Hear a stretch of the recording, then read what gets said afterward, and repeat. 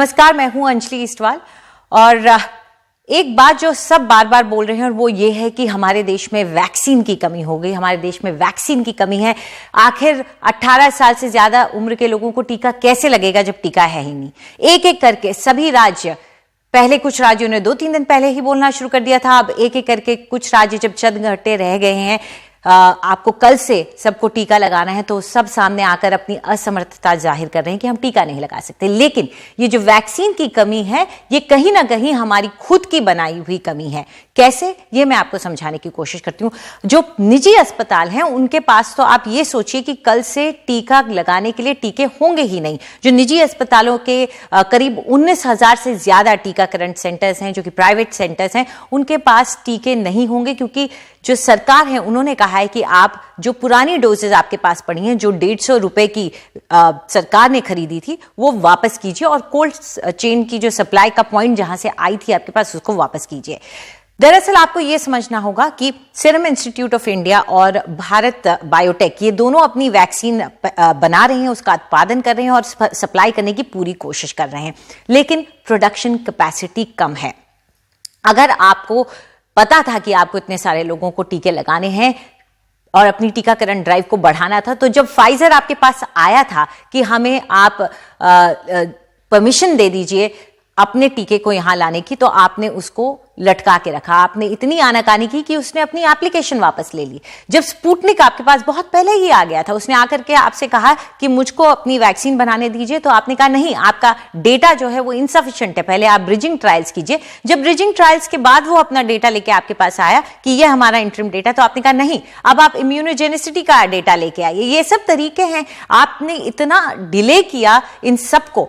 Production कब का शुरू हो सकता था इनका? आप ये देखिए कि बाहर की वैक्सीन से जिन्होंने उस वक्त दिलचस्पी दिखाई थी अपनी वैक्सीन को यहां लाने के लिए, फाइजर आज की डेट में इतनी वैक्सीन प्रोड्यूस कर रहा है कि वो दूसरों को न सिर्फ अमेरिका में बल्कि यूरोप में भी उसको एक्सपोर्ट कर रहा है। लेकिन क्या आज की डेट में उसकी इतनी कैपेसिटी है कि अगर भारत आज कहता है कि हमें आप वैक्सीन दीजिए तो वो हमें दे सकते हैं? वो अपनी पुराने कमिटमेंट्स को और उन जरूरतों को पूरा करेगा।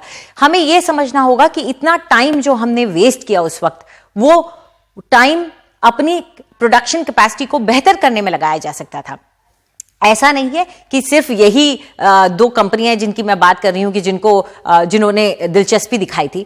आप अमेरिका को देखिए। अमेरिका ने वैक्सीनेशन पर बहुत जोर दिया। इससे पहले की जो एडमिनिस्ट्रेशन थी, जो बाइडेन से पहले की एडमिनिस्ट्रेशन, ट्रंप, हालांकि उसके ऊपर आरोप लगते थे कि वो वैक्सीनेशन को लेकर के दिलचस्पी ज्यादा नहीं दिखा रही है, लेकिन आपको यह देखना होगा कि अमेरिका ने वॉर्प स्पीड नाम का एक प्रोग्राम स्टार्ट किया, जिसके तहत उसने मिलियंस ऑफ डॉलर्स, करोड़ों डॉलर्स अलग अलग कंपनियों को सिर्फ इस प्रॉमिस के साथ, इस वादे के साथ दे दिए कि आप वैक्सीन बनाएं, जल्द से जल्द बनाएं और हमें सबसे पहले दे।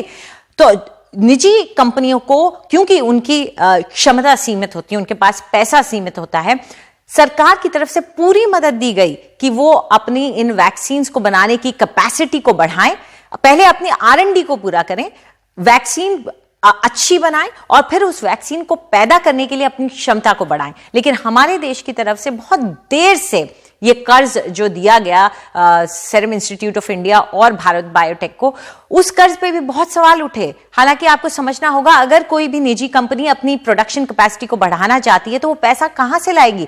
वो आपको डिस्काउंटेड रेट पर अपनी कोशिश पूरी कर रही है कि वो अपने आपको पैसा, आपको डिस्काउंटेड रेट पर वैक्सीनेशन भी दे। उसके बाद उसकी कैपेसिटी को बढ़ाने के लिए आपको करोड़ों रुपए चाहिए। तो सरकार को यहां पर एक साझेदारी करनी चाहिए थी, प्राइवेट एंड पब्लिक पार्टनरशिप होनी चाहिए थी और इस कैपेसिटी को बढ़ाया जाना चाहिए था। यह भी हमने बहुत देर से किया। कब किया? जब स्थिति हाथ के बाहर, काबू के बाहर जा चुकी थी, तब हमने ये सब कदम उठाए। ऐसे में अब निजी अस्पताल जो हैं, उनके पास कल से वैक्सीनेशन लगाने के लिए डोजेस ही नहीं रह जाएंगी, क्योंकि जब वो पुरानी पड़ी जितनी भी उनके पास डोजेस थी, उन्हें वो वापस करनी पड़ेंगी। नई डोजेस किसी के पास है नहीं। निजी प्राइवेट मैन्युफैक्चरर्स जो हैं जैसे कि सीरम इंस्टीट्यूट और भारत बायोटेक, उनको पहले सेंट्रल गवर्नमेंट को प्रायोरिटी देनी होगी, उनके ऑर्डर को पूरा करना होगा, फिर वो राज्य सरकारों के ऑर्डर को पूरा करेंगे, फिर जाकर के प्राइवेट अस्पतालों के अगर वो मांगते हैं, उनके ऑर्डर आते हैं तो उनको देंगे। ओपन मार्केट में तो देने की बात ही नहीं उठती जब आप सरकारों के ऑर्डर्स को पूरा नहीं कर पा रहे हो। ऐसे में ये जो पूरी शॉर्टेज है उसके जिम्मेदार का कुछ हद तक हम खुद ही हैं और सरकार को इस बात को समझना होगा। और अब चाहे कोई भी तरीका हो, चाहे आपको कितना भी सपोर्ट प्राइवेट सेक्टर को देना पड़े, बाहर की कंपनियों की मदद लेनी पड़े, टेक्नोलॉजी ट्रांसफर के बारे में सोचना पड़े कि सिर्फ अगर टेक्नोलॉजी किसी कंपनी ने डेवलप की है तो उसको किसी तरीके से समझाया जाए और ये टेक्नोलॉजी दूसरी कंपनियों को दी जाए ताकि वो अपना प्रोडक्शन कैपेसिटी का इस्तेमाल करके उस वैक्सीन को बना सकें। सिर्फ सीरम इंस्टीट्यूट ऑफ इंडिया और भारत बायोटेक ही ये ना बनाए, हम दूसरी कंपनियों के प्रोडक्शन कैपेसिटी का इस्तेमाल करें।